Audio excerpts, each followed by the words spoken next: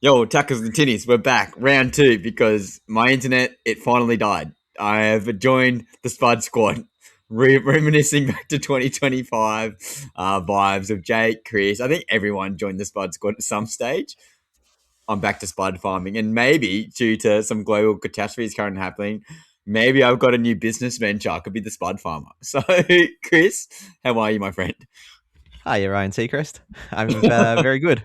Good to talk Supercoach, as always. Now, Chris, how'd you go last week? Yeah, I went okay. I scored 13, 14. Jumped up a couple of thousand ranks, and I'm now at 13,000 or so. Not having Sewer far longer has really burnt me. He's 116 and 155, just absolute jump points. Yeah, probably will have to get him this week. Bit of a mixed week for me. Had a couple of hundreds, Grant, Payne Haas, Adam Dewey, uh, Reese Walsh, and then had a couple of low ones from Nico Hines and the other Shark boys. I had Raymond and Brayley as well. And I got a few of my sit and starts are a bit wrong. I missed out on Tom Chester, played Moses Leo, although Moses Leo did score that final try at the end. So that was okay. I boosted last week. I traded out Gus Crichton, Jermaine Hopgood, and Dan Atkinson, who, funnily enough, I said last week you could hold all three. In the end, it became apparent to me that this six again rule change that's occurring, this Peter Volandi's ball that they're talking about, is causing insane swings in momentum. More particularly, just this idea that it's not changing games, Ryan, but I think it's rewarding good teams, and they're blowing out bad teams towards the end, especially bad teams who are just poorly disciplined. Some of the good teams like Penrith, Melbourne Storm, Warriors, who hold the ball and they don't give away penalties. Yeah, You know these what the are funny thing good is, though, plays to get Chris? on. Sorry to intervene, but I heard on, I think Yeah, it might have been Bloke in a Bar podcast that, yeah, the six again rules reinvented and changed and evolutionized rugby league in 2026. But funny enough, Melbourne Storm and Penrith Panthers, the two teams who we thought would be the biggest beneficiaries of said new rule change, are actually the ones who are getting penalized the most. hey, well, it was very similar to Yeah. last year when Yeah. I think we talked about how many penalties have been conceded, and okay, so Yeah. they're getting the most. They're getting the most six agains. Really Yeah. didn't feel like that last week No. against the Sharks. It felt like the Sharks just it was all going Penrith this way. Yeah. Really, they were getting all the calls. I Really, thought so that was very I interesting when I heard that too, yeah, because obviously they're 1A, 1B really at the yep, moment. So, yeah, or maybe yeah, Storm tier 2 compared, but yeah, that's interesting. So, yeah, where are you currently ranked, mate? yeah. 13,000 at the moment. Yeah, Yeah, so it went up 3,000 yeah, really. So yeah, I'll be boosting again this week. Yeah, yeah. I'm really of the opinion that you need to be getting five guns at halfback and fullback and flex. So and for everybody who's holding Atkinson and Sanders, it's totally fine, but you need to start thinking about freeing up some cash to move them off. Yeah, the cheapy halfback situation just is not right. Make the cash elsewhere when there's plenty of cash to be made this year. yeah. What about yourself? Now, I in V1 of this podcast when we were recording, I was exemplifying that I am trying to be a new man for 2026. I really wanted not to be the rage trader. I really wanted to save trades because the past two seasons prior, 2025, 2024, I've had zero trades left with like 4 rounds to go and I've got like 600K in the bank. So I'm like, okay, I need to be a little bit conservative. I'm not going to boost. I'm going to give everyone to at least end of round two, then I can make the decision. Made one trade last week with Jacob Latham out, okay, and I put in Noah Martin. I'm like, that's a great trade. And then I just had a bit of a hunch and talking to the boys in the group chat, including yourself, that the Tino Fussell Malawi experiment with the dual position was obviously the seller at the start of the year as well as potential big minutes. And then obviously the change in the way the game is played now has speeded it up real quick in comparison to what we thought it would be. We thought stack the pack was the technique. I've just had too much money in the forwards. And then I was like thinking, well, I probably have to get rid of Tino because for round three changes, when the changes start kicking in, I need cash elsewhere to get more players in. So I know I made the mistake in round one and round two, but in 2 rounds' time, my team will be fixed. But I'm boosting this week as well. But to say what I did last week, I got rid of Tino, and then I also put in, I think it was top of my head Paniela was Paseka. Paseka, correct. Not by choice. he wouldn't be my first pick. But again, I traded on Sunday. So Yeah. that's reactive, not proactive. And I had that inkling at the start of the week to get rid of Tino, and I just didn't want to trade. But I'm happy with Paseka because now I've got a free loop for this week, which is, I guess, somewhat beneficiary. He's not going to play Origin, whatever. So there's other things with that. However, this week, big tick up. I'm ready to go, but I did not perform well. I got 1,188. I'm currently ranked in the top 51%. It's not good. It's just not good. Everything is going bad. My season rank 73,000, but I'm ready to go. I've got 600K in the bank after my 3 trades this week, and I'm ready to fix the double cheapy halfback next week.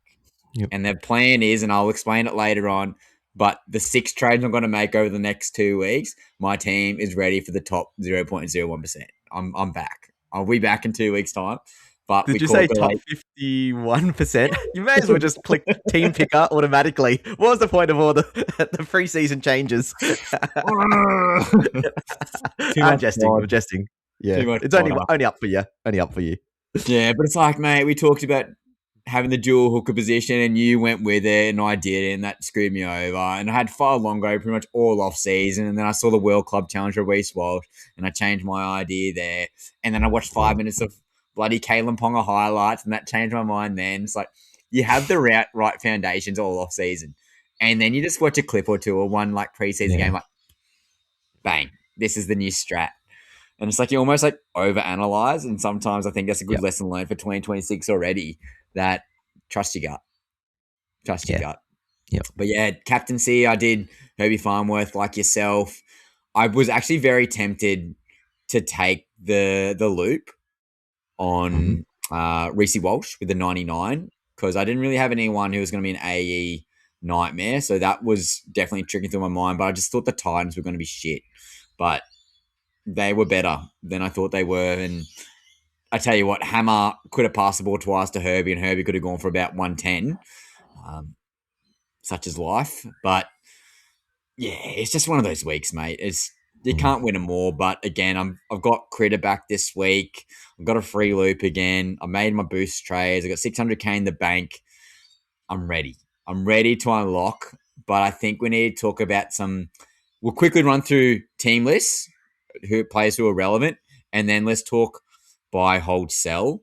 But Thursday night, we got Doggies versus Raiders. And again, we can talk sort of draft versus classic mindset. But obviously, one of the biggest storylines has been Bronson Cherry. He's been essentially dropped.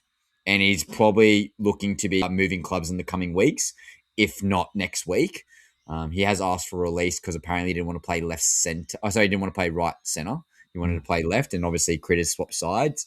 Potentially Smokey, Matty Burden could be going there long term with Mitchell Woods coming back soon from his, I think it was a neck contusion or some nerve damage or something. So that's definitely watch this space. And obviously I've been talking all off season, Stephen Crichton potentially getting that fullback position. I still think that's a possibility later on.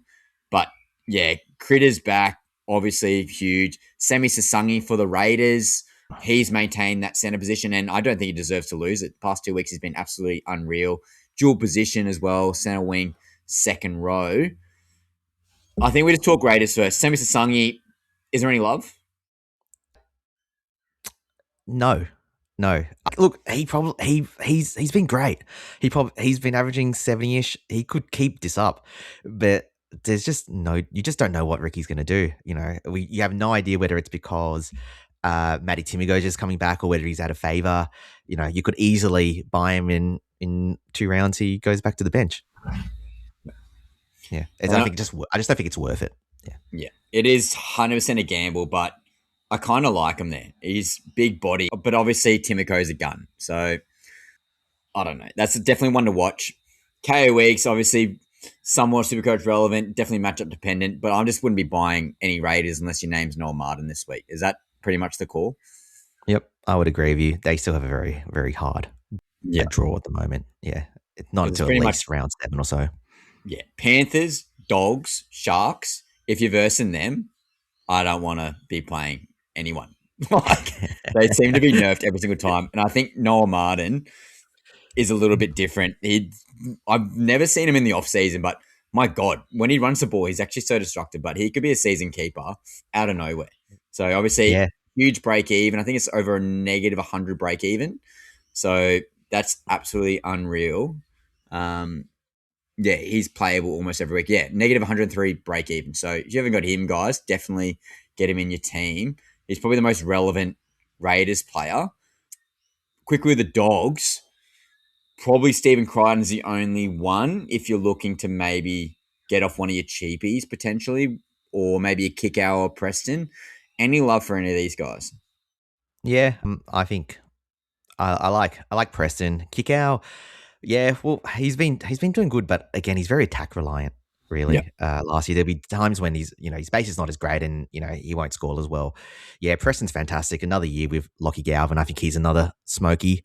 If you want to make a play on him, there's people just as good at the same price. Adam Dewey's the other one. So I think unless you've bought him already, it's hard to go to him because everybody else is performing at the same time. But just having Lockie there, he's going to be passing. It's such a great combo. Preston's going to be racking up tries. It's these second row forward edges who have that ability to sniff a try, like Noah Martin, Preston, who are going to really reap the rewards this year. Again, Dylan Lucas. Sorry, yeah, these type of guys. Jacob Kiraz is the other one that you want to consider bringing in.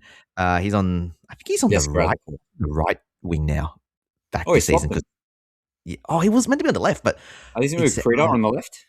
yeah, Critter's on the left, but I don't know if the way that the team list came out Mm. made it suggest that he might just be back on the right again, unless Montoya is back on. Mm. Yeah. Anyway, it doesn't What's matter, his but take? Yeah. yeah, it's a new stats change where it offloads the hand. He just offloads so many to the hand. It's just insane. Somebody you want to think about getting in as well if you don't like Critter. Yeah. Yeah, definitely. They're definitely all the relevant players for those guys. Next game, we got Roosters, Panthers, and Panthers are bloody juggernauts at this stage, mate. So if you're looking to bring any Roosters in, and there's a lot of Roosters who are relatively Supercoach relevant, but they're all going to be huge break evens. I'm just going to rattle off some names, mate. And Connor Watson's roles obviously changed this year slightly. Break even, 127. Tedesco, best fullback in the game in regards to Supercoach, 115. Nwangani Tawase, 114. Sam Walker, 110. All these proven guns like Nafahe White, 85. Like there's so many Roosters players who are Supercoach relevant, but you can't pick them against the Panthers. I mean, a Sharks team, it's pretty good in attack overall, was on 0 points. So what are your thoughts on all these Roosters players, particularly guys who have Sam Walker as that pod play? Would you be going Sam Walker to a Nico Hines straight away, or would you be going for a Cleary if you haven't got a Cleary in your team? Yeah. So any Roosters that you're thinking about buying this week, just at least hold off for a week. They've got they're just going to score poorly against the Panthers. They may not, but the risk is just not. It's just not worth it. Then they got Manly next week, and that they could go big against Manly. The issue is that they've then got the bye in round 5. So yeah, maybe it's such a case that you hold off on buying any Roosters players until round 6. Let them drop a little bit of cash. You heard some of those high break evens. When it comes to Sam Walker, he's an interesting one. 54 and 51. He hasn't done anything significantly wrong. Like in week 1, he was like the victim of the new point scoring system because he lost 20 points. And then last week, his halves partner DCE stole the show. He's going to lose some cash, but I don't think he's going to lose significant cash. Like if you've got other fires to put out, just leave him, hold him. He's going to come good at some point. Like you don't need to necessarily trade, guns with high ceilings. That's what we talked about. The only reason why you'd sell him would be if, you've got no other fires, you've picked up all the cheapies that need to be picked up, and you now want to sell them to a, one of those neighboring other guns like Adam Dewey, instead, and you want to go early this week, go for that. But I don't think he's necessary. There need to be, a trade out. Yeah, he'll come good. And definitely a watch this space and not a rush at all. And you could definitely look at him post buy if you're not going to the top 2.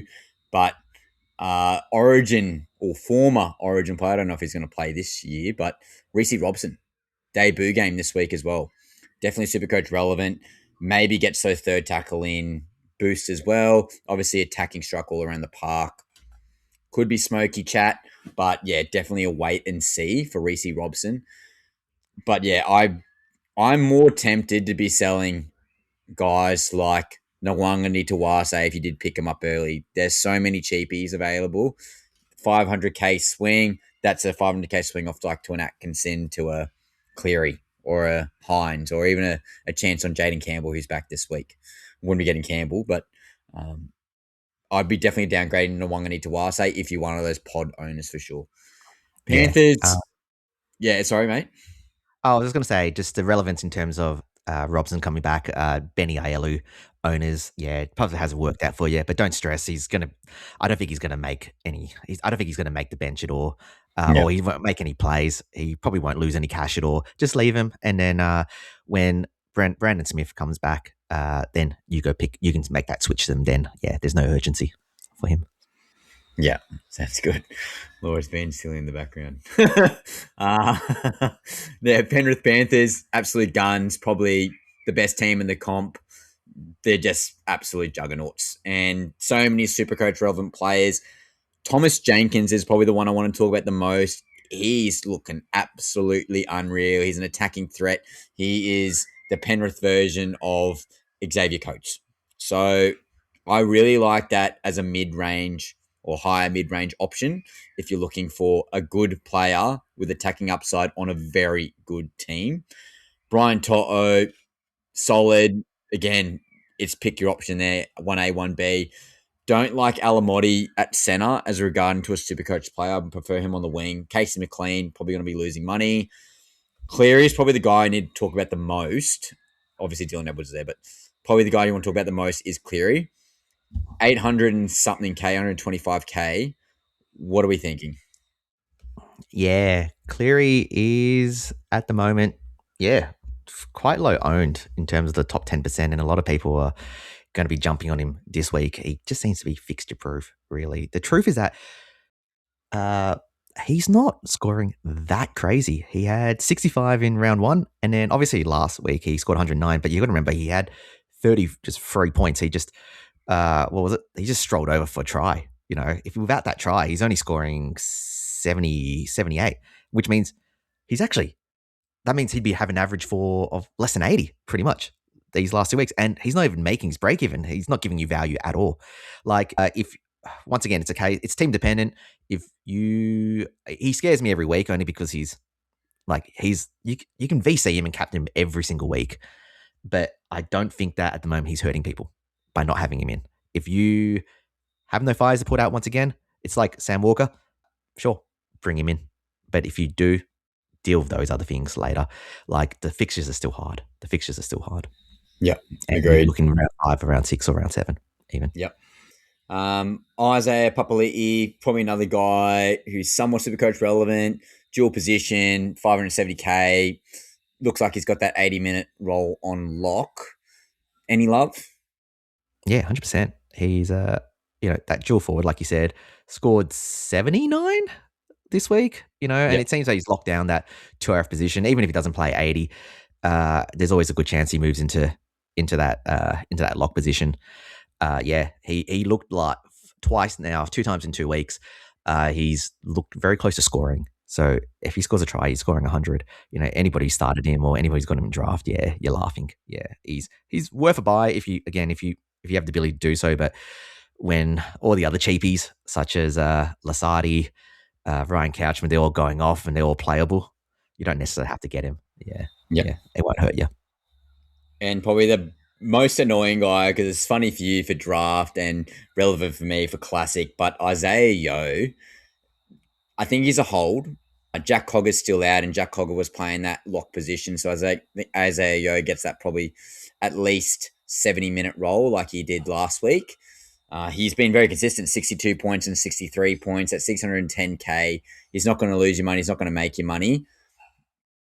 And I said in the group chat, Lasati or Yo, and you guys were like, why would you not play Yo over Lasati? And Lasati got 16 more points. So I know stuff. But Isaiah Yo, I think he's a sell, but he's not an urgent sell. I think if you got more fires to put out, definitely with some other cheapies around, you can definitely work to that. I think you got to get up to Harry Grant if you're a Brayley owner as well. So that's definitely a trade there. If you want to address the halfback issue, yep, sure, why not? But if you're not rushing in Cleary, you could almost run the gauntlet one more week. Get the cash rise for both cheapies. See how you're going. If one pops off, hold them. The other one does mediocre. Then you can sort of wait a week for Cleary. But Isaiah Yo, I don't think he's going to be more than a 70 any week. I think it's just what he is. And if you're happy with just a plotter like that on your team, go for it. I don't think the upside's there. Thoughts? Yeah, same thing. I'm not paying 610K for 65-minute Isaiah Yo. If he's not playing 80 minutes, he's not going to rack up 80 minutes in base, and I don't want him. Like you said, he's not an urgent sell this week. He won't lose money necessarily significantly, but ultimately, he's a sell in the coming couple of weeks, and just work it out with your time. Yeah. Yeah. Now, this is probably the most Supercoach relevant game of the entire round. Friday night, 7 p.m., Storm Broncos. Far out, mate. Where do we start? Sulfar Longo, obviously, is probably the biggest name. And we talked about that at the start of the podcast, that we made that error by not putting him in at the very start. And Captain Hindsight here, I was ready to pull the trigger and I didn't do it. And as we again rehashing what we said earlier, but he's a guy who's just absolutely popping off. And with a negative 110 break even, if he's not in your team this week, what are you doing? Yep. Oh, 100%. Number one buy this week, both for the price rise and the possible points. Even if you think about fading him against the Broncos this week, guess what? He plays the Cowboys in round 4. Like, dude, the amount of junk that this guy gets, it's twice now, 51 points in about 60 minutes or so. And then he just ends up on 100 plus, in the final 20 minutes. Yeah.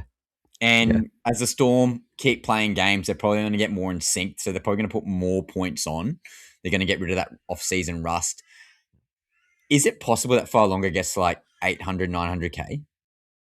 Oh, I think he will, just based on the fact that he's got the 155 just rolls, just stays in the rolling average, Like, yeah. Look, to be honest, like, I mean, I would temper people's expectations, like, on the point. Like, I think a really good point of reference might be Clint Gutherson from last year. He opened with back-to-back hundreds as well, and then he just proceeded to score like 40s to 50s for like this really tough stretch. Yeah. He had a juicy para matchup where he scored like 130, and then we all traded him out in round 8 or 9. But in that time, he went up to like 700 or something like that. I think it's going to be the same thing with Sua. Like, these scores are even bigger. Yeah, and the 6 agains once again. Yeah. Yeah. And I've just filtered on my Supercoach page, mate, Melbourne and Broncos, and I'm on the negative break evens. The top 10 players are all Melbourne Storm. And the rule of thumb is, which annoys me again because I went against my own intuition, but don't get good players on shit teams. Like, I've done it this year and I'm paying the consequences for my own rule.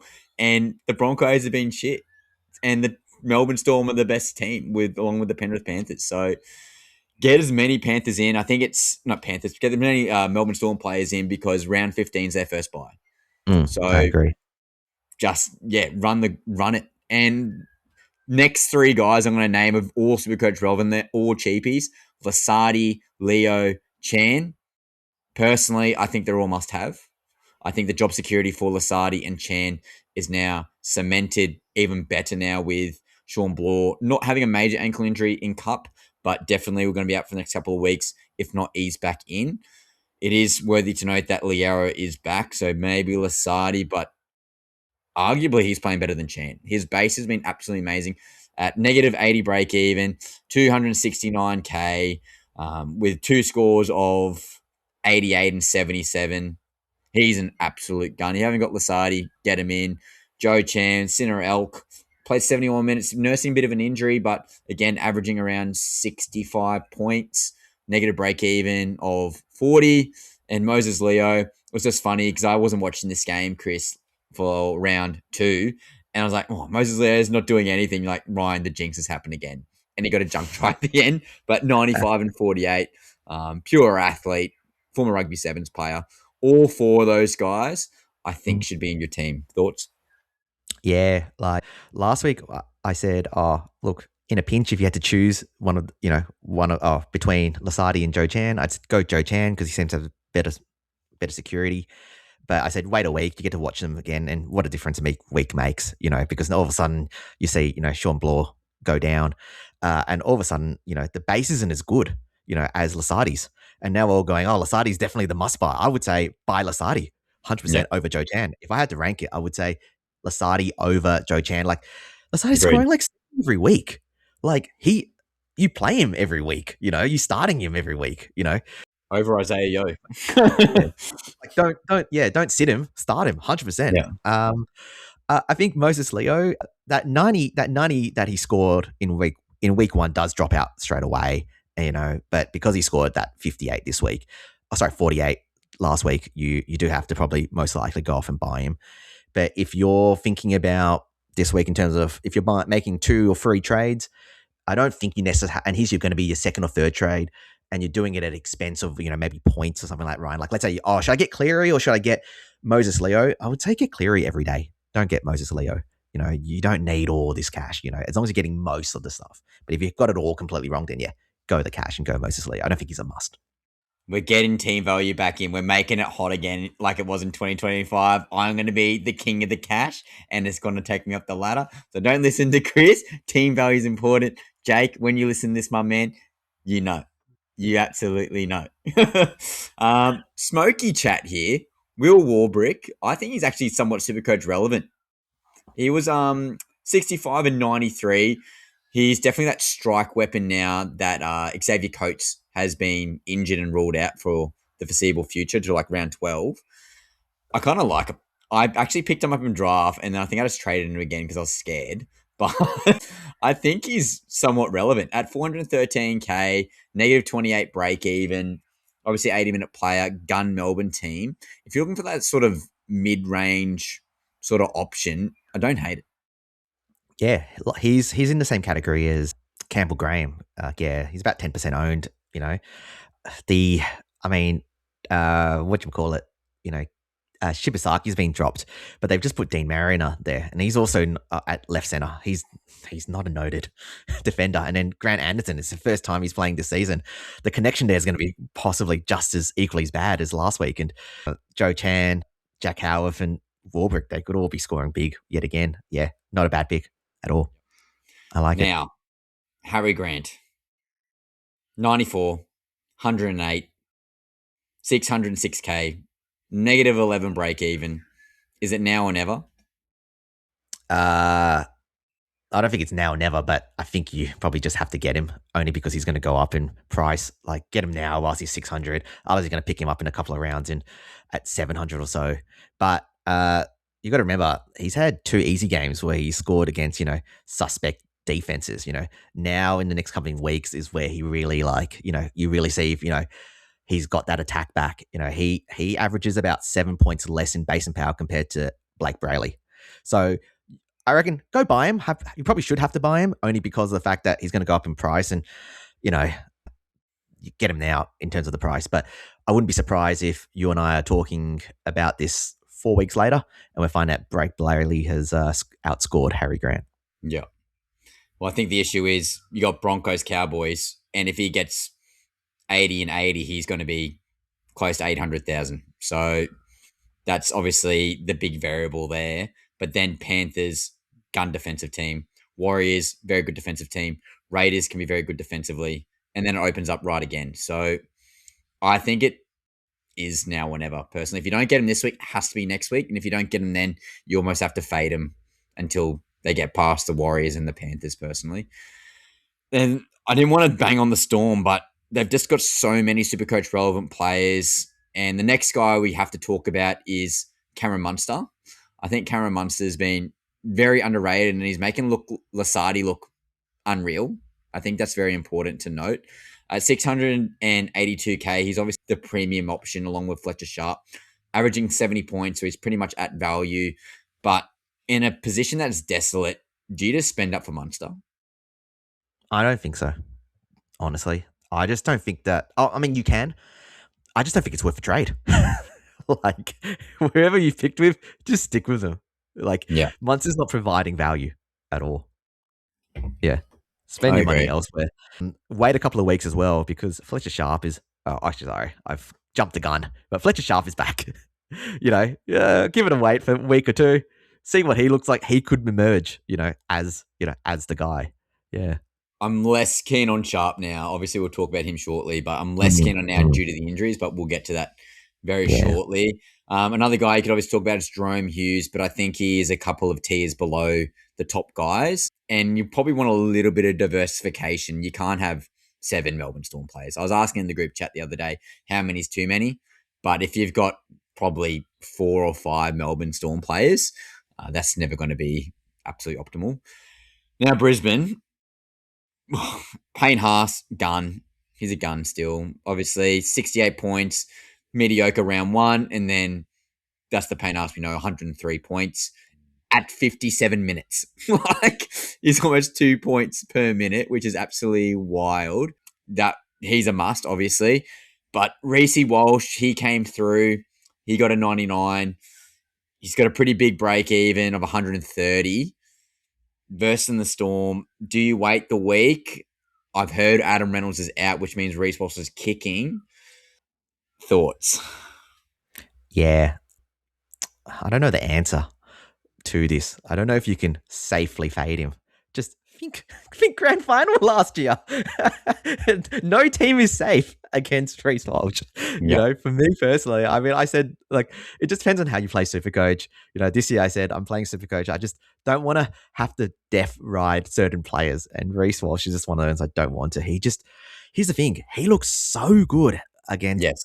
That's last huge. week against Para. He was so involved from the start. 15 runs overall. Like, that is, I think the most runs he's ever had is about 16 to 17. In any regular NRL game. I went back to all the stats, and honestly, he looked like he was on for 130 plus. The only reason why he didn't get the 130 was the Broncos were poor. This week there's more pressure. They got to get a win. Now he's goal kicking too. Huge. And it doesn't matter. Here's the thing. Like, why are you trying to fade him? To pick him up for possibly $30,000 cheaper, 30K cheaper? You're making so much cash everywhere. Next week next week you have to get him. It's Finns, Gold Coast, Cows, and West Tigers. You're picking him up in round 4. It's just whether you want to do it this week or next week. Yeah. And I think the biggest thing to note is as well, Chris, we talked about too many cooks in the kitchen. Is Adam Reynolds the nerf for Reece Walsh? Well, this is the test. If Renault's not there this week, which is, I believe he's like 98% sure he's not playing, that's huge. That's the ultimate test. And I think the eye test is also extremely important to note as well, because as you're saying, the 15 runs, but he looked engaged. He wanted the ball and he looked pissed off when he wasn't getting the ball or the Broncos were poor in defense. He was like very visually upset. And that's what I want in an engaged Reece Walsh. I don't care if there's some rocks and diamonds in there. I want engagement. He wasn't engaged in round 1, definitely engaged in round 2. And I think, as you said, he could have definitely gone 130 plus, but they lost so much possession. Like when the Parramatta Eels went on that huge run, they were just starved of the ball. If they was at 50-50 possession instead of 80-20 possession, he could have easily gone to 130 and then we wouldn't be having this conversation right now. So I think that's very important to note. Personally, guys, I think if you don't have Reece Walsh, particularly Kalen Ponga getting out, assuming that you already own Falongo definitely priority number 1. If you haven't got Reece Walsh and you already own Falongo, personally, I get him in. I like your take. 100%. Spot on. Yeah. Spot on. They're probably the main guys. Obviously, guys got like Patrick Carrigan. He's your plotter. Shibasaki. If you own Shibasaki, he's definitely a sell now. 158 break even. Get him out of your team. Katoni Stagg, same thing. We took a punt on him. Get him out of your team. Yeah, Broncos, unless your name is Reece Walsh or Payne Haas and maybe Patrick Carrigan. A little bit of redeeming factors last week with Patrick Carrigan with 83 points. But again, I'd rather an edge guy who's cheaper.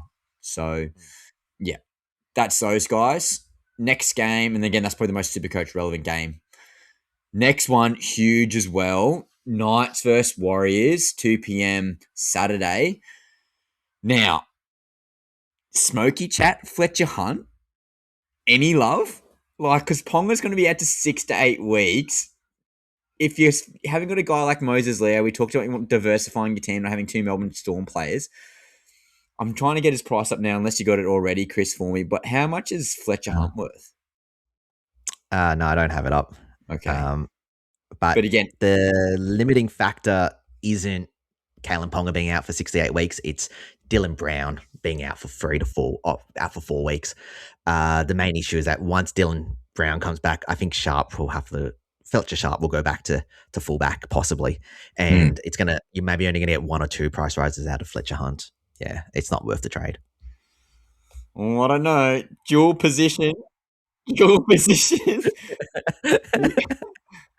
322. He's 322k. So he's not like a -5 break even. cheapie. He's going to get 2 price rises. Yeah, I don't know. He's definitely a watch this week. If he does well this week, I'd be more than happy to get off maybe like a Moses Leo. Get a bit of diversification in my team. Absolute smoky chat. Probably not realistic chat, but smoky chat.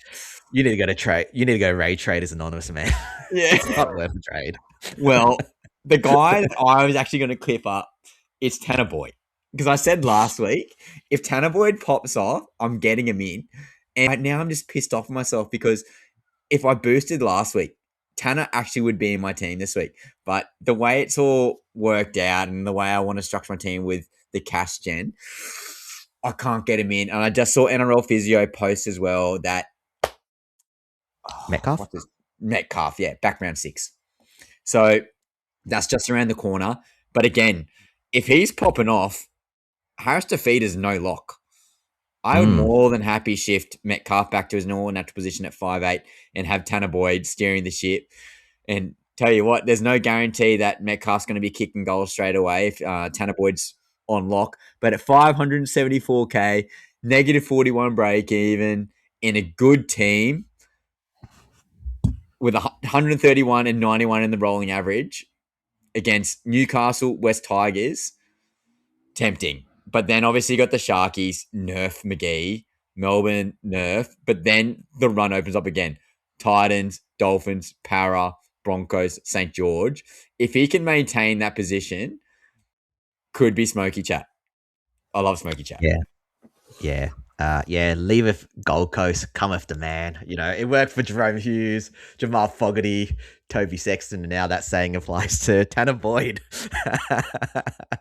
Look, there's a world where, I think the reason why you want to buy him, obviously because of that break even, it's I can see a world where, you go, oh look, I'm on Dan Atkinson at the moment and I need to kind of go up to, your Nico Hines or your Nathan Cleary.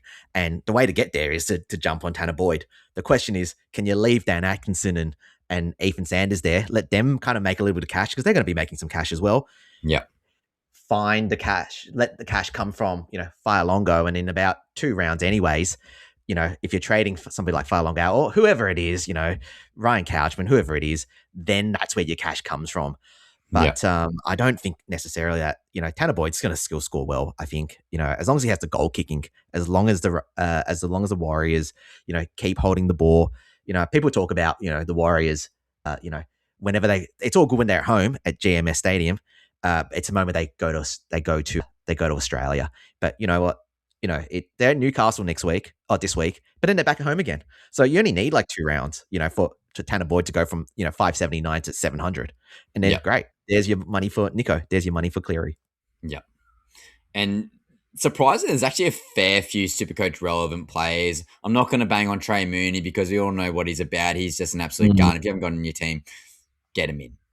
Yep. But I want to talk about some Warriors thoughts before we go back to Newcastle ever so briefly.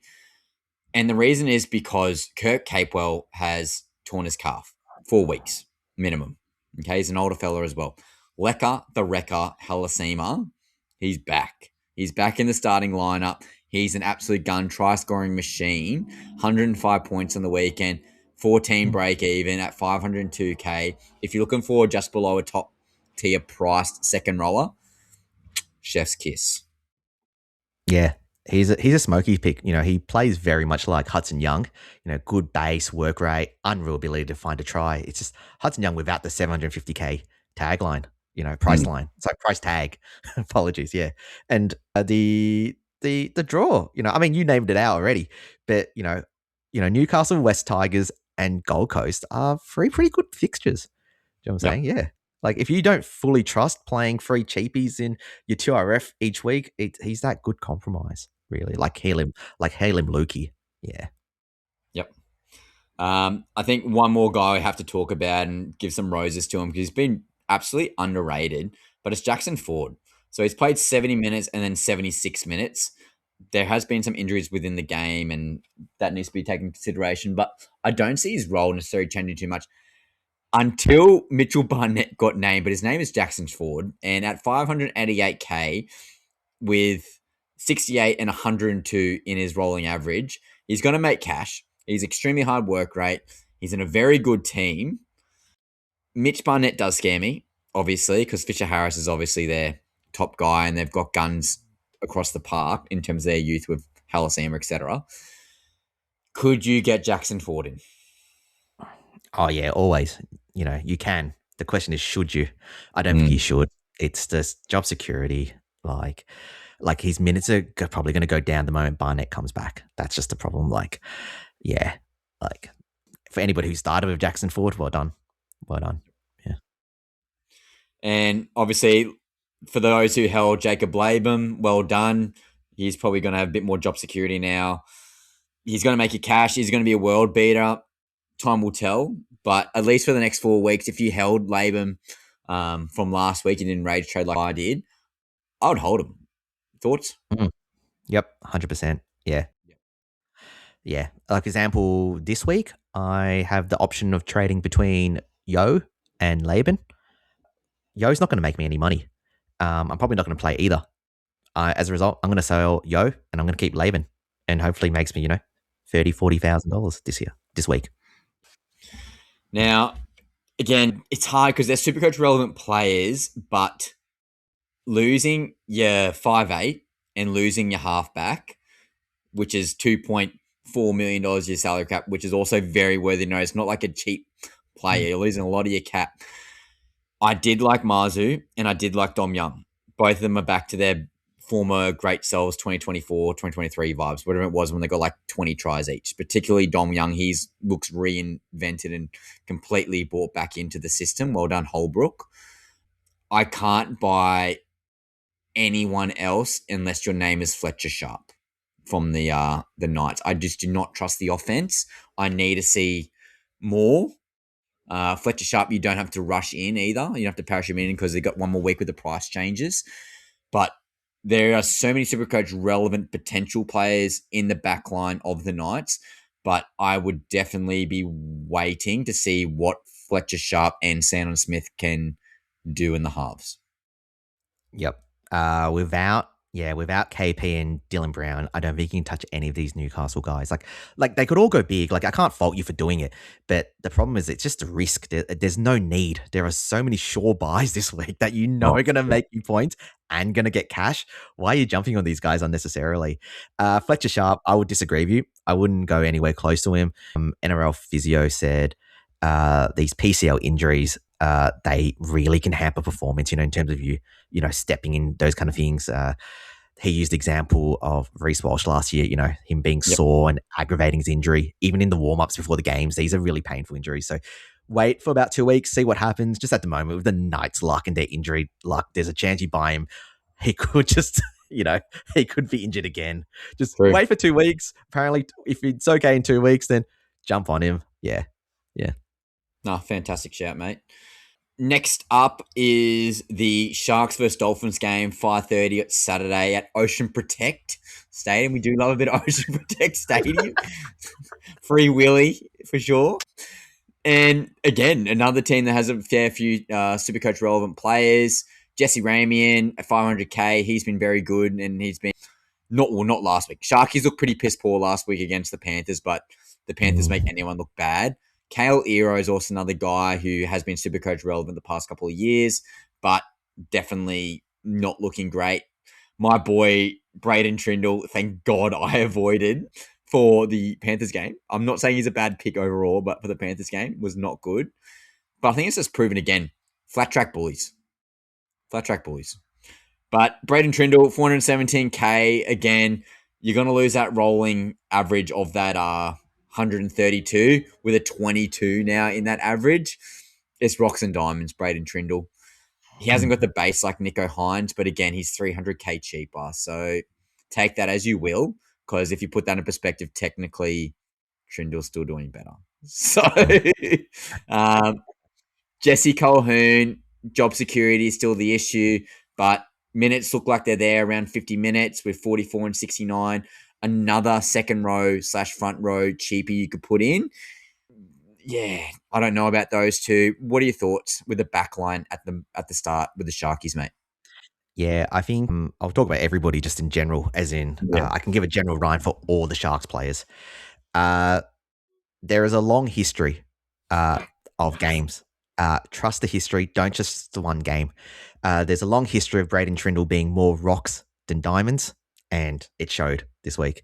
There is a long history of Jesse Colhoun. He scored well this week, had Yeah. heaps more runs than he normally would be, but there's a long history showing that he's a tackle bot. There's a more Yep. chance he'll be a tackle bot. He's more likely to score 45 than score 69. Kale Iro, there's a long proven 2 years track history of him being a gun and just scoring ridiculous amount of tries. He hasn't scored for 2 weeks. It's not going to be like that. He's going to score at some point. You know, keep him. Don't trade him out unnecessarily. The only time I probably would trade KO Iro out is if he facilitates you to getting via flex to like Reece Walsh or Farlongo this week or Yep. a Nathan Cleary. Yeah, like as in halfback or fullback, the really high ceiling players. Go trade them out if you really have nothing else to do. But the rest of them, just they play the Finns. Finns haven't looked good the last 2 weeks. So I think it's keep most of these players is what I would say. Just hold them. Yeah. Yep. Nico Hines, not much you can do. It was disappointing actually with Nico Hines because what the Sharks did in round one, they didn't do any of that in round two. For example, Trindle was still getting the ball as first receiver. Then he was just passing. He wasn't passing the ball to Nico as that second receiver. He was just passing the ball to Billy Burns, and that's where it stopped. And that's why a lot of people are upset about, who Iro owners are upset. But it won't. They'll review the tape and they'll go, "We've made mistakes." If I can see it as someone who doesn't even play rugby league, Craig Fitzgibbon will definitely see it and they'll rectify it. The Sharks. Yeah, for sure. Yeah, well summed up, mate. I think obviously there's two other guys who are Supercoach relevant for, or three guys we could say. Fanua Blake, I think he is on his day, can be very relevant, but personally, I'll just be avoiding. There's so many other cheaper guys who are dual position, if not more primo, who could potentially be better. Not loving that pick, but Blake Brayley, I think the strat's just double gun hooker. Personally, I think everyone else is just so far behind, and there's so many good cheapies at second row and at center, and even you could probably argue at fullback with Farlongo there as well, being relatively cheap comparatively to the other top echelon guys. I think you just have to go double hooker, and Blake Brayley's just tackle bot, didn't do anything last week, and he got 60 something points. So the break even's not going to change really. So in terms of maybe waiting a week, you could, but personally, I think the Dolphins look pretty vulnerable through the middle of the ruck. Particularly, no Flegler is also worthy to note. I like the pick. Thoughts? Yeah, Flegler's actually playing, but he's got the rib injury. Yeah, he's just not match fit at the moment. Numerous times they run through they run through the middle of both previous teams, the Titans and who did I play the week before? Can't remember, but yeah, Flegler just looked gassed after like 15 minutes or so, and they were just running right through the bunnies. Yeah, So buy him when you can, Blake Brayley, but he's not an urgent buy. You're right with Adam Fanua Blake. He's the only one I'd say not worth buying or anything like that. I said in the last few weeks, it depends. If he plays 60 minutes like he did for New Zealand, yep, you can buy him. But 53 minutes, 54 minutes, it doesn't look like he's playing 60 at all. The minutes just aren't there for him. And Dolphins, mate. I've been talking Smoky Chat all podcast, but Fene Fuiaki, very, very tempted. I got the cash there. I'm tempted to almost fade Chan and get Fene Fuiaki. I think just a bit of diversification. I've been saying that word a couple of times tonight, but diversification within my forward pack. I don't want to go all my eggs into the Melbourne Storm basket. They can have an off game. It's definitely possible.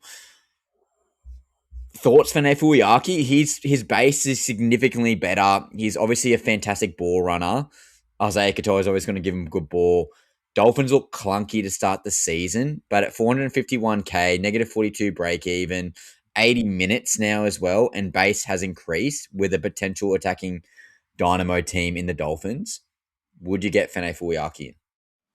Oh yeah, he's a great buy. Him and I would put him at the same rank as Helam Luki, who's also a buy this week. I don't mind who you buy, honestly. He has actually played 80 minutes pretty consistently for the last 2 years now, so pretty much all of last 2025 as well.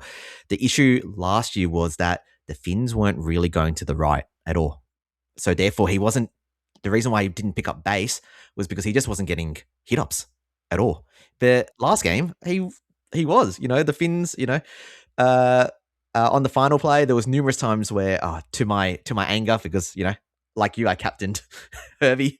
Isaiah Katoa just kind of swung to the right, and then he put up a kick in that area. So Yeah. they're getting the ball on that right edge this year. So yeah, 100% happy for you to go from. Yeah, I'm jealous. Would you go Chan or would you go Fene Fuiaki if cash ain't an issue? And in my example, it's not an issue. I would. I think it's a. I probably would go Fene Fuiaki, actually, to be honest. It's tough. Yeah, because I think that he's got even better job. Like, I'll put it this way, he's got better job security than Joe Chan. There's a chance that Joe Chan gets dropped at some point. Is when Sean Bloor comes back or he does something wrong. Craig Bellamy will drop him at some point. He didn't play 80 last week, but Finiaki is gonna be playing 80 every single week. Yep. I think they're all both gonna jag tries. Anytime you're, same thing as being on Jerome Hughes' hip or Katoa's hip, you're gonna be scoring those nice little tries, when they pop the ball off to him. So yeah, if they score similar base, yeah, I think that it's worth jumping on Finiaki. Yeah. Oh, smoky chat, love smoky chat. Could be in. I need to do the math. That smoky. I think he's in the top 10 most traded this week. Yeah, but mate, when you're going Sanders and Atkinson out for bloody Cleary and potentially Dewey next week, you need all the cash you can get. So yep, we will see. That's interesting. But there's two other guys I need to talk about from the Dolphins, and that's in their back line, obviously. That is Herbie Farnworth and Hamiso Tabuai for Doe. So again, Ponga's out. He's another option. He's averaging around 70-ish points. Best support player in the league. I just don't like the matchup against the Sharks. Sharks are notoriously good at nerfing fullbacks. Done it for the past year and a half. So again, if you have love for Ham, which I do myself, I would just avoid. Is he matchup proof? Potentially. But yeah, I just would avoid it. It just annoys me that Hammer goes through stages of a game in regular season football. Origin, Australia, gun. But in Clubland, he was not interested in the Titans' first half. Second half, he was just locked in. He's like, I'm going to get us the win. He pretty much actually won them the game, to be honest. He could have easily gone for 100 as well. So Hammer would be avoiding for this week. But the other guy, obviously, we need to talk about is Herbie Farnworth. 825k, averaging 76 points. He's one of those guys that you mentioned before with Reece Walsh. You hate not having him in your team because he can just pop off. And Hammer did well, but Hammer could have easily passed the ball and he would have scored a try. And Herbie, I reckon, was someone literally grabbed his jersey and grabbed his foot off two separate occasions, about to get a line break. So again, 2 weeks in a row, he could have easily gone for 100 plus. It's inevitable it's going to happen. So thoughts on Hammer, thoughts on Herbie? Yeah, Hammer, yeah, great player. Just at 700k, that's actually more than Tommy Turbo.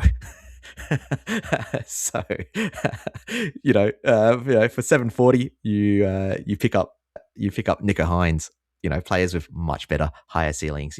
But he's going to give you 70 points every week. It's just when will he give you those 70 points? And but often they have to come in hundreds and tens, and then they come in 30s. So it's just, can you time it right? And if you can time it right, well done on you.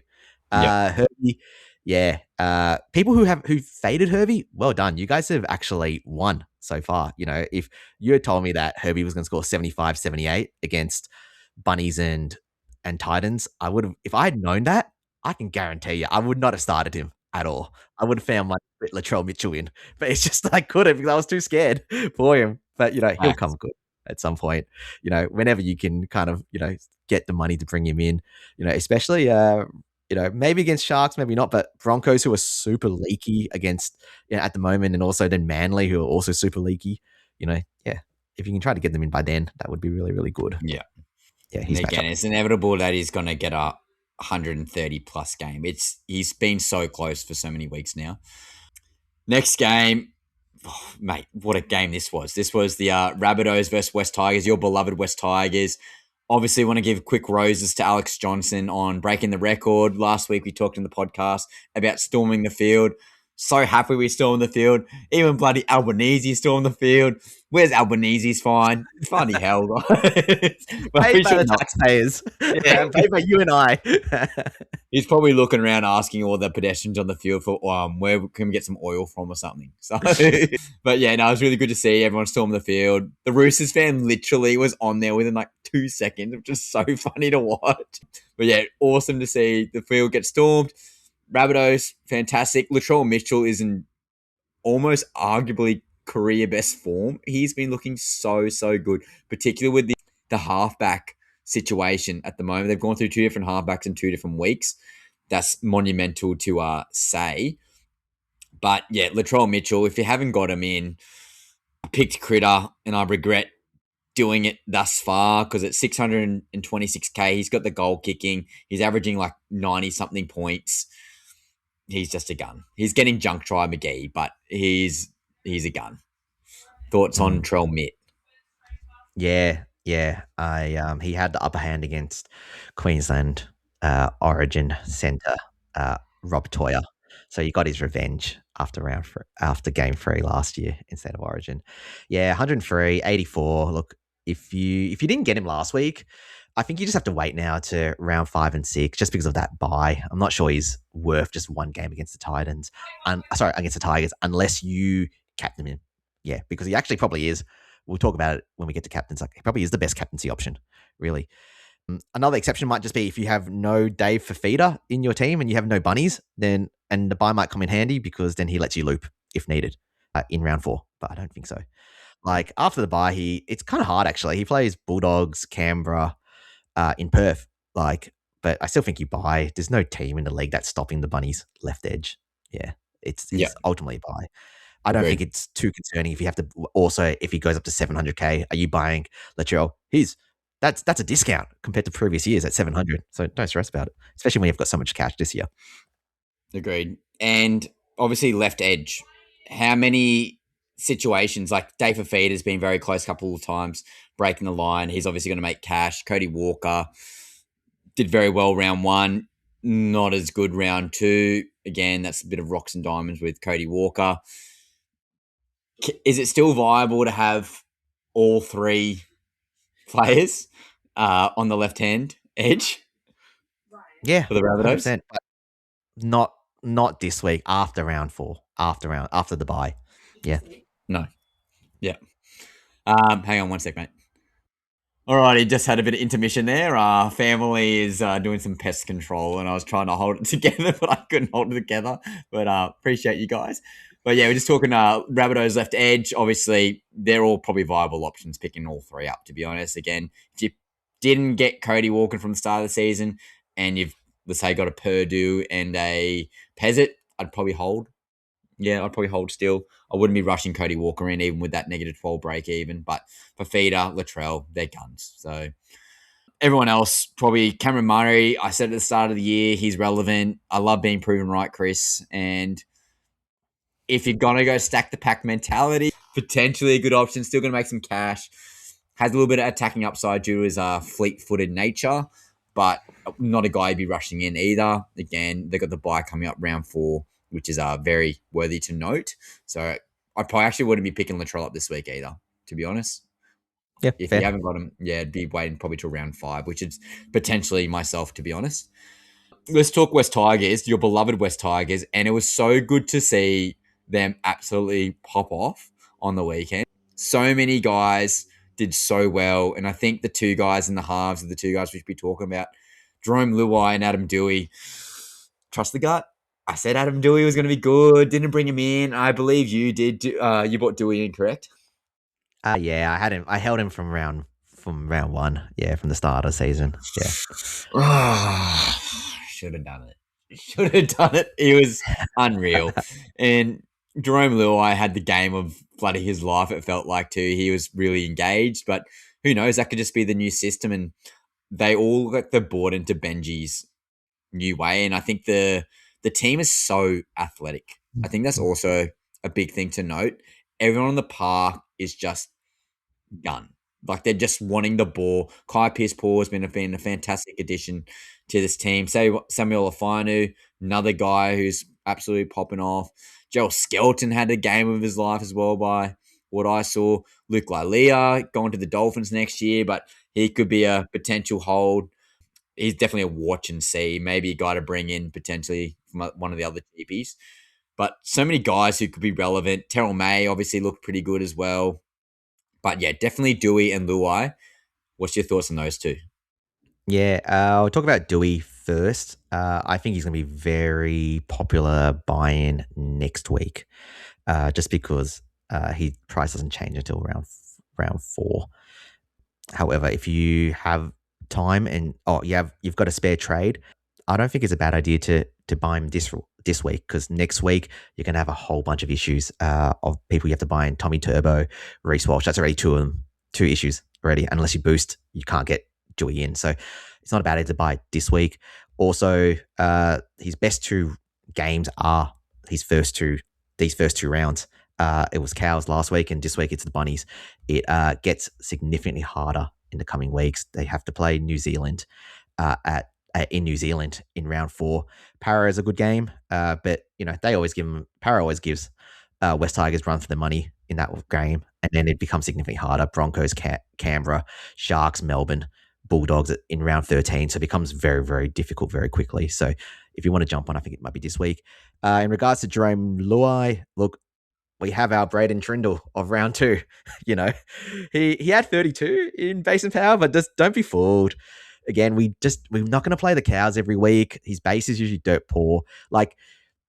I mean, he could score big again this week, but surprisingly, we have issues in terms of injuries. Taylor May, he's a sell. He's got that shoulder injury. Makasini's still brand new. Who are they playing? Taruva's having to play in the centers as well this week.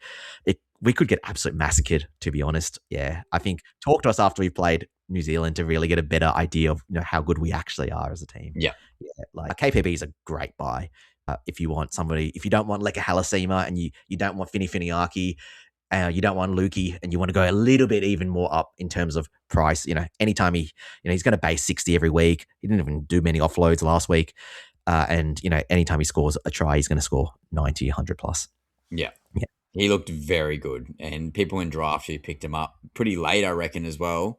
Unreal, great pickup. And I think that's the strat now. You got to get rid of the plotter, stack the pack mentality. You need to get those 80-minute edges who can score a try. I think that's like the cheat code, along with obviously the gun halfback, fullback that we've already discussed in detail. Let's keep moving along because I've got footy soon. But Eels versus Dragons, not overly relevant Supercoach players here. I do want to make one comment regarding this game, which is a Sunday 3:05 kickoff. The left edge of the Dragons is Team Predator. They've got a team name, and it's Team Predator, with the money man Tuapolotu, Moses Sully, and Luciano Leilua. All the hair, all I'm thinking is Predator. So, bloody hell, if you're on that left edge, you're going to be getting absolutely sniped. So, there's some big boys and some big bodies and some big hair. So, took me a while to get there, but I was like, oh, yeah, I get what you mean now. Yeah.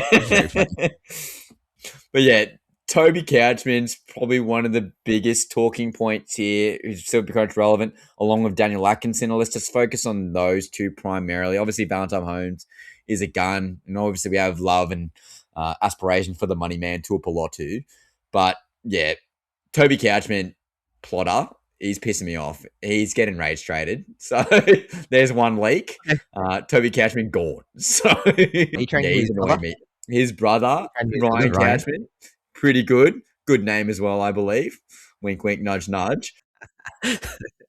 Yeah, Toby and Ryan, they're obviously very good, but I'm nervous now that Jacob Little's back, and that's a big Mm. variable. Damien Cook maybe play some lock minutes as well. That's worthy to note. And I do believe Dylan Egan is around the corner as well. So that's another Mm. name to take into account. That's a very stacked forward pack. Is the minutes there for both Couchman brothers? I am concerned. Regardless how good they've been, I am concerned.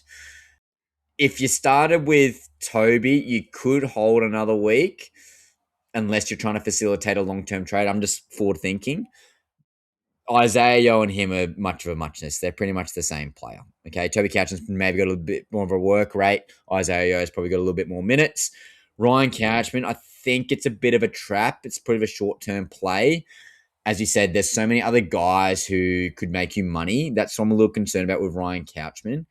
And Daniel Atkinson is the other guy I'll quickly mention before you have your say.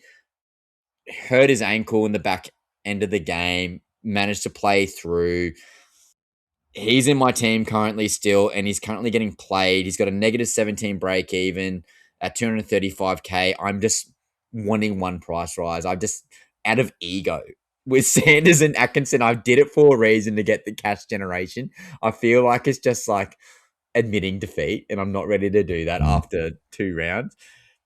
And this is the week to do it against Parramatta. So, what are your thoughts regarding the Dragons and the Predators?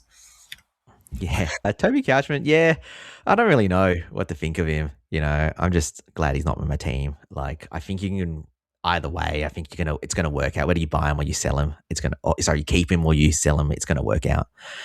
I think he was injured last week. That's why he played a little bit less, and I can understand why owners are pretty frustrated. Ryan Couchman. Yeah, I mean, I said this last week. Like, it depends. It could be a trap, really. And I was like, I'll wait another week. But a week later, Little wasn't there, and I still don't know what the rotation is. I think it probably will work out for you. Just at 235, he's so cheap. If he goes up to 400, you're still winning. You're still laughing. It's 150K worthwhile. Dan Atkinson, I sold him last week. I think the quicker you can get him out of your team, the better it is. It's just not worth a halfback slot, unfortunately, for a no 40 zone. Yeah, it's just the meta game. Unfortunately, he could have come out if I made the boost last week. So, such is life. You were trying hard not to trade early. Yeah, and it did not work. The intentions were good, just a bad outcome. Yeah, rage trade. That's what it is. So, Parramatta, there's not too many Supercoach relevant guys. Iongi's been pretty good.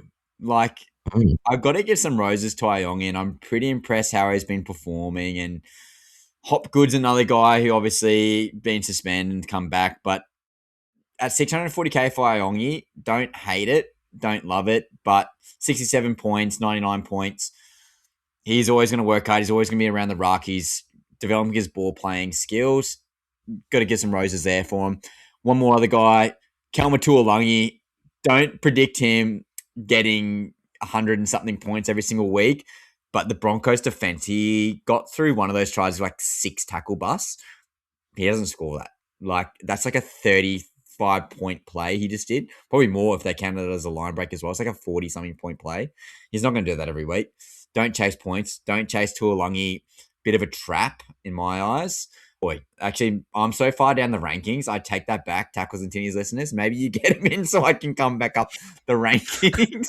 Bit of reverse psychology there. Yeah. Mitchell Moses, mid, but also Jonah Pezzett did pretty well. Everyone's looking at rage trading him, but he looked way more engaged, 82 points, so he's going to get some cash generation. He looks like he's taken over the short kicking game in the attacking zone in some places, which is really good to see. Could be a bit more Supercoach relevant, at least getting up to probably a 400K mark where you could look to shift him off later on. Hopgood, mid. So what are your thoughts on those guys? Yeah, who should I start off with? Iongi, because 2 great scores. Yeah, he's the heart of the Eels attack. They've got 5 games at home in a row now.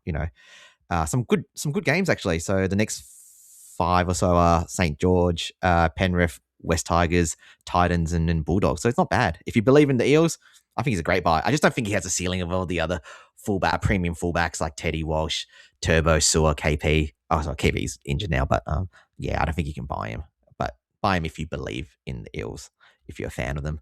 Yeah, Kelma Tuolungi, he was awesome. He's starting again, but it's only until he does something silly and Jason Riles just hooks him. Think back to last year, round 1 against Melbourne Storm. Like, what? He hooked him after like 15 minutes. It wasn't even 20, like 15. That's going to happen. You just know it. It's Kelma. Yeah, avoid. Hard avoid unless you want to drop rankings. Yeah, Jonah Pezet, Moses, Mitchell Moses. Yeah, I've got no strong feelings one way or another. Yeah, 60, above, undervalued, for 500,000. Yeah, not bad actually. Jonah Pezet, yeah, he's 83 points last week. Just means that it stays in his rolling average until round 5, and then he plays West Tigers and Gold Coast, as I said before. So realistically, he probably can leave him stew in your team until round 7. Yep. I thought it was very concerning that he scored 1 try, 3 try assists for $83, 83 points. But hopefully he makes you some cash. Really, the thing is this: 5'8" is a wasteland. Seriously, will the real 5'8" please stand up? Literally though, literally. Yeah, not too Supercoach Rob on those guys. And now we got the absolute plotters of Queensland. It's just disappointing. The former glory of the Cowboys is long gone, and the Gold Coast Titans' glory of one season is also gone.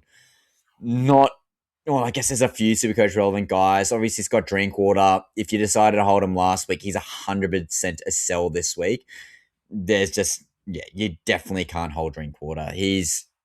What is his break even? Chris, you got it on you? I think it's like 180 or something like that. Yeah, like so bad. You got to get rid of him. 171. So he's definitely going to be losing cash. Easy transition to Walsh. If you haven't got Walsh and you pick Drinkwater, that's your transition. Or you can downgrade to like a Sulfar Longo, another guy, easy downgrade. Even flex to bloody Cleary if you wanted to get to Cleary. So easy with Drinkwater's price tag. He's 100% a sell. As you mentioned before, Helam Lukey, he's been very good. Negative 25 break even, 80-minute-ish roll most weeks. 95 and 57. If the Cowboys are looking good, he's going to score a try, especially against the Titans. Could be a sneaky buy.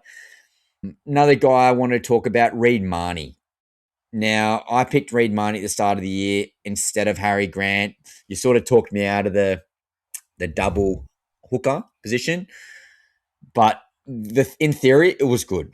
In theory, it was good. But now Sonny Luke, which I actually have had a bit of aspiration for Sonny Luke for some time now. I said for this particular team, how it's structured, because Tommy Dearden's not your conventional halfback. I don't mind having another ball player in Sonny Luke, giving Dearden that running option.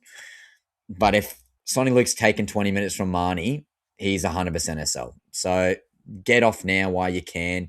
Within 56 minutes, still got 41, but hey, it's just not worth it. You got to get the price change before it all happens and goes all downhill. Yeah, they're probably the most relevant Cowboys. Any thoughts there? Oh, and Jackson Purdue, as well. Bit of redeeming factors from last week, which is obviously great to see. And Tommy Chester has retained his spot as well. So I think, Tommy Chester, Purdue, probably your 2 Cowboys who are worth keeping in. Yeah, I don't have too much to add other than that there's been some rumors that Drinky might actually just rest this week. And if that happens, Purdue goes to fullback and Chester would definitely play, So, yeah, happy days if you're owners for them, really. Yeah. With Marnie, yeah, it's just bad luck how it's worked out. It's like Isaiah Yo, you want 80-minute Reed Marnie. If it's not 80-minute Reed Marnie, you don't want him. So, yeah, I would probably just leave him for the moment. If you can trade him out, to Harry Grant or Blake Brayley, 100%, go do it this week. But if you can't and you've got other fires to put out, just leave him. And then when Brandon Smith comes, then you can buy him. You can downgrade to him then. Yeah. And I think, honestly, Jackson Purdue might be 581. Going off price, potential role, if he's getting fullback as well, don't hate it. Don't hate it. We've seen, and even Ruck round 1 in Vegas, he was so close to breaking the line and scoring a couple tries. That was the reason why I picked him. And if he's going to get that fullback position, and he pops off, I tell you what, if he pops off and Drinkwater doesn't play, Drinkwater's no guarantee coming back to fullback. I'm telling you. Like, if Purdue looks that good at fullback, Todd Payton's job's on the line. Let's be real. His job's on the line. I don't hate it. I actually kind of like the idea of Drinkwater in the halves. I know you boys in the group chat were saying today, like, Drinkwater can't defend, whatever, blah, blah, blah. Hey, they can't defend already. What else you got to lose? Like, it's just like a change of vibe and a change of scenery and might be the best thing. I think it actually complements Tom Dearden more than Purdue or a Clifford, potentially. I don't know what your thoughts are there. No, I've got nuts. It's just a mess there. That's all I can say. So, I mean, Purdue owners, Chester owners are super pleased. Everybody who's not an owner, yeah, like buy. I think they're worth buying, but just it could all just turn out to be a great as well. So yeah, And just obviously worthy to note before we get to the Titans that Zach Labutt has been named on the bench, and again, that's a bit of a domino effect with Drinkwater potentially, whatever. So that's definitely worthy to note. But Gold Coast Titans, where do we start? Where do we start, mate? Because it's just been an absolute shit show with the Gold Coast Titans. Tino Fasul-Malawi was a guy who we thought was going to be the absolute gun show for them. We thought he was going to average like 80 points or at least close to his value. He's been the complete opposite of value. He's been an absolute shitstorm. He has to get out. If you still own Tino, he's a must trade this week in my eyes. I think Keanu Keeney has been absolutely resilient and trying his absolute arse off, but he's just not getting any attacking opportunities because the Gold Coast Titans don't like scoring any tries. Some other Gold Coast Titans players who are relevant, Bo Firma's obviously been trying, but again, AJ Brimson's not doing any favors, that's for sure. On AJ Brimson, I think he's been absolutely mid. I'm not liking him at 5'8" with the current ensemble of the team. Jaden Campbell, who is named this week, could certainly bring the offensive spark back to Brimson's game. Not bagging Ilias. It's just I think JC complements Brimson more than Ilias complements JC. Yeah, Arama Howe, I think he's been very good on the edge. Again, very close to scoring a couple tries. Cooper Bye, I think he needs more minutes. Definitely needs more minutes. They're probably the guys top of my head who are the most relevant. What are your thoughts on the Gold Coast Titans? Obviously, Sam Verrills is doing that sternum injury as well, so I'd avoid Sam Verrills. Yeah. I think a lot of these guys, admittedly, are sells. Yeah, the Titans have been disappointing. For the last 2 years, we've tolerated Titans players just because they can seem to score a lot of points, really. So they're Supercoach relevant. But the truth is that in this 6 again, they're going to get punished because they're just not a good team. They're not going to be able to score as many points.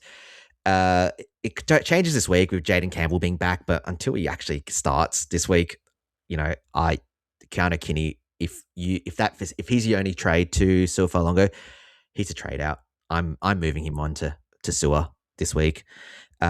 If he's not an urgent sell for your team and you can get Su'a a different way, then fine. You can keep him another week, see how he goes. There's a lot of talk or rumors that, hey, he'll be a lot better with Jaden Campbell there. And I think the stats back it up too. But again, it's just not a good team, sadly, at the moment. Tino, he has to be playing 60, 65 minutes or more. He's playing less than 50. You've got to sell him before he loses massive cash. Yeah. Thermal, he's given to go. Aramaho, yeah. I think he's worth buying. Yeah, Patton's had a couple of good games, but yeah, I think he's pretty solid. Yeah, get him if you can, if you need an extra cheapie. Particularly with the duel, like you can chuck him in FRF4 as well. So it's pretty handy. And again, he's working hard. He's just not getting the opportunity to score the try. Well, he did round 1, but couldn't get the ball down. One other guy quick I have to mention is Farmani. I think he's been good. I think Jaden Campbell's going to help his game significantly. He's going to make cash for sure. Is he playable each week? Definitely not, but I wouldn't be rushing him in your team either. If you didn't start him, wouldn't bring him in personally. But yeah, for those who have held him, definitely hold him for sure. And I'll be playing him this week for sure against the Cows. Yeah, if you're going to ever play him, it's going to be this week, especially with Jaden Campbell back. Yeah, he's like a little mini Greg Marju, just the absolute. Yeah, just that's a good way to say it. Yeah, that's a good way to say it. Just run the ball more, man. Run the ball. Well, legit. Give us some more base. Well, legit. Like he should be doing that. Now, Chris, I want to know your trades because that's the teamless guys. I want to know your trades before we wrap up the podcast. Who have you got? How much cash you got left? Yeah, so I am this week boosting again. I'm getting Tommy Flegler out. Just that rib injury is highly concerning. Isaiah Yo, I talked about. If you're not playing 80 minutes, I don't want you, Isaiah Yo. And then Keanu Kinney, for no fault of his own. It's just that I need him.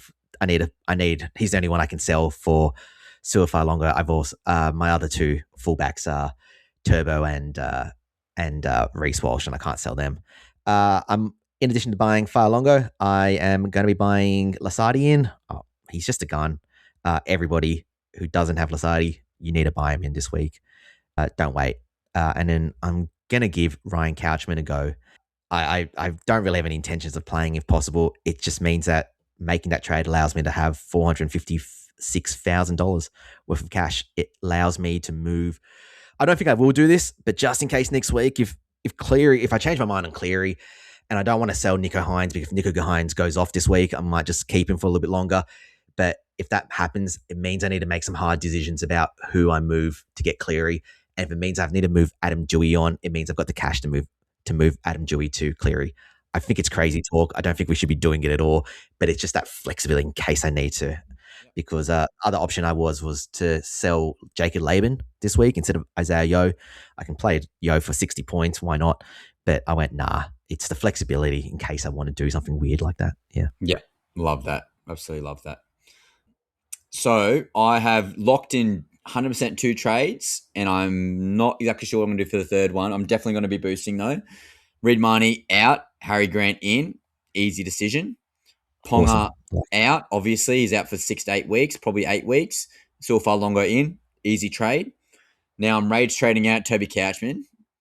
And I've got Joe Chan in currently, which then gives me the flexibility of $605,000 in the bank for next week, ready to be spending up. However, I could look to get in Fene Fuiaki. That's going to be a game time decision, I think. I do like those trades. And obviously next week, I'm going to look at potentially trading at Keeney for like a guy like Turbo, and then potentially looking to get rid of Atkinson and Sanders for a Dewey and maybe a Cleary. So big trades coming, and I'm excited because my team's back on track. But a lot could have been different if I downgraded Couchman last week. So I'm a little bit frustrated myself by not trusting my gut. But Tackles and Tinnies listeners, that's probably the biggest thing to note. Now, Chris, captains and vice captains, I'm really struggling this week. And based off my team, I've actually got Stephen Crichton as my vice captain. And I've gone captaincy on Reece Walsh. Yeah. Yeah. It's a bit of a tricky one this week, because a lot of the good teams, Broncos, Melbourne, Roosters, Panthers, they play each other. So that's why it's a little bit hard. In terms of just overall for just all the general listeners listening, I think your VC options are probably, Nathan Cleary against the Roosters. He does quite well against them. He scored last few times he's played 80, 116, 82, 84, 82, 140. Seems to be like a repeat thing every time I say, dude, he just keeps scoring massive scores, but I think it's just because he's just a gun in general. The other two VC options are, Payne Haas, Suafar Longo, Reece Walsh. Reece has the goal kicking, and I think that's what I think you want. I don't think that Silva can keep just scoring ridiculous junk tries. At some point it has to stop, surely. Yeah, agreed. I think in terms of your really good captaincy options, other than Reece, I think Latrell is a great shout against Tigers. Yep. Yeah, especially against this. He'll be playing against Skelton and Taruva. I don't think they're noted defenders necessarily, so he could go big. And then the two that play each other, Herbie Farnworth. Surely he can't not score again. Like I'm surely. nervous on the Sharks. I just can't do it. Yeah. Or my prince Nico Hines. I don't think there's no guess who my C is this week. He's had a bad game, but I've got no doubt he'll bounce back. Yeah, against the Finns. Yeah, that's definitely something to get around. And I think it's going to be pretty lucky. I think the people who nail the captaincy this week are going to climb the rankings significantly because obviously we just said there's no obvious ones and there's a few ones that could definitely be good. but there's nothing that stands out personally because those hard matchups. So yeah, I reckon, guys, if you nail that captaincy this week, it's good. And if you got that looping opportunity, this is probably the week you want it because I think you're definitely going to need to put your hand in the pie twice. So 100%. it will be interesting. Chris, any last words, mate, before we wrap it up? Happy super coaching, everybody. Don't worry if you've had 2 bad weeks. Just make sure you boost this week and really rectify your structure. I said it numerous times already, but I think that it's important that you try to get high ceiling players in your flex halfback and fullback situations. These cheapies that are in 2RF and front row forward, a lot of these are playable guys. So downgrade any guns who aren't performing in the forward pack, downgrade them, and then put your money into your fullbacks. You know, we've got some really cheap options, and Sua Falongo's in your team. You really try to fix that this week and make sure he's in your team. Yeah. Happy Well super said, coaching. mate. Yep. I echo exactly what you said, mate. I totally agree. Don't be afraid to trade this week, guys. Get the cash. The cash is important because you might be thinking, oh, I don't want to have 600K in the bank for next week, but it is a 27-week game. So you got to take that into consideration. You don't, and it's particularly with guys who have missed a game, or you're getting guys like Dewey. You could probably wait a week for guys like that as well. That's also worthy to note. But don't be hesitant, guys. Just trust your gut. I think that's what I've learned this year, particularly. If you feel you got a hunch, go for it. Yeah, that's me. But Tackles and Tinnies, that's round 3 of the Fantasy Files for Supercoach. We love Chris. Hopefully the audio sounds good and my internet hasn't been bitten by the rat that's running around in my house upstairs. And maybe I have to call on the left-hand edge of the dragons to get the predators out here to extinguish the ratatouille. So love you guys. Happy Supercoaching.